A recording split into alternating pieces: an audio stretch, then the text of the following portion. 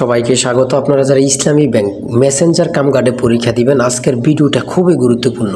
ঠিক আছে, আজকে যে প্রশ্ন উত্তরগুলো নিয়ে এসেছি, এমন প্রশ্ন উত্তর কেউ দেখাবে না, আমাকে ব্যতীত, আমাদের চ্যানেল ব্যতীত আর কোথাও পাবেন না। যেমন এখানে রয়েছে ইসলামী ব্যাংক কোন পদ্ধতিতে ব্যাংকিং করে সুদমুক্ত ইসলামী শরিয়া ভিত্তিক, এটা আপনারা সকলে জানেন, যেটা হচ্ছে ব্যাংকিং।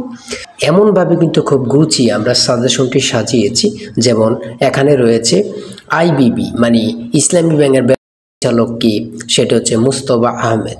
সর্বপ্রথম রয়েছে যে প্রশ্নটি, সেটা হচ্ছে ইসলামী ব্যাংক বাংলাদেশ লিমিটেড প্রতিষ্ঠিত হয় কবে?